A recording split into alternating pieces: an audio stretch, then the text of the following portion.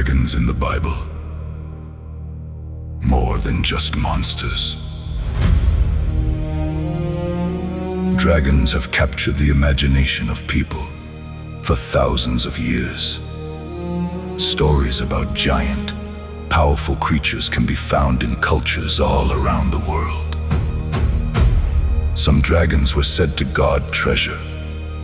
Others were believed to live in caves, lakes, or deep oceans.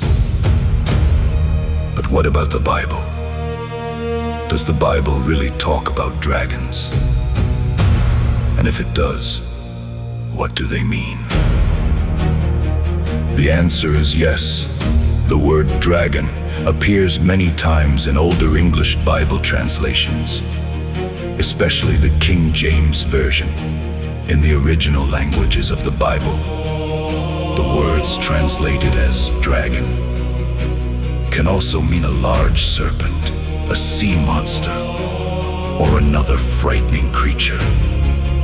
In some places, the dragon may describe a real animal that people knew about.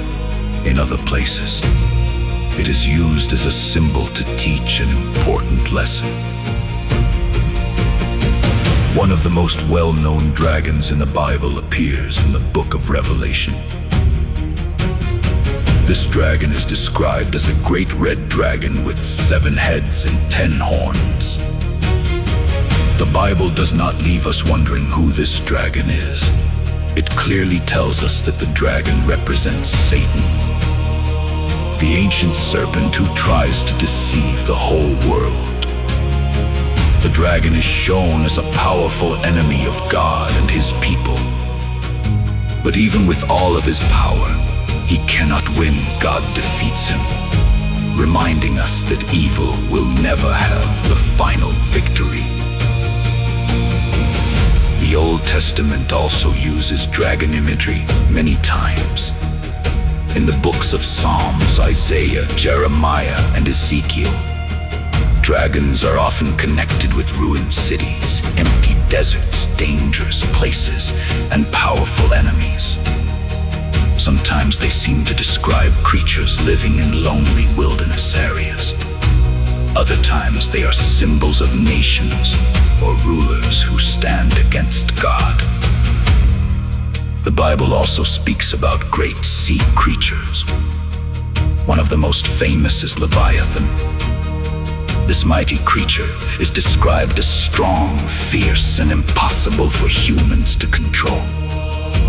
Whether Leviathan was a real animal, a sea monster used as a symbol, or both, the message is clear.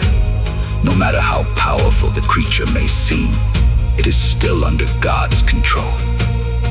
Nothing in creation is greater than the one who created it. Another lesson found throughout the Bible is that dragons often represent chaos and fear.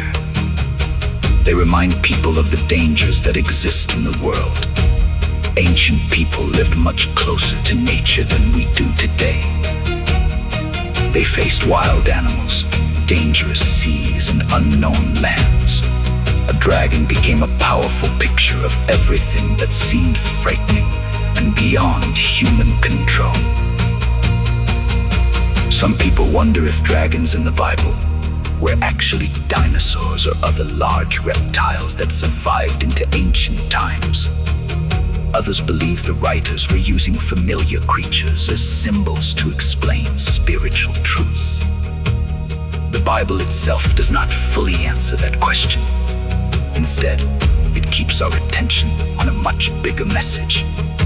The focus is never on proving dragons existed.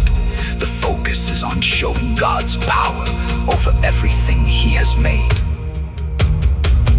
This is one reason dragons are different in the Bible than they are in fairy tales.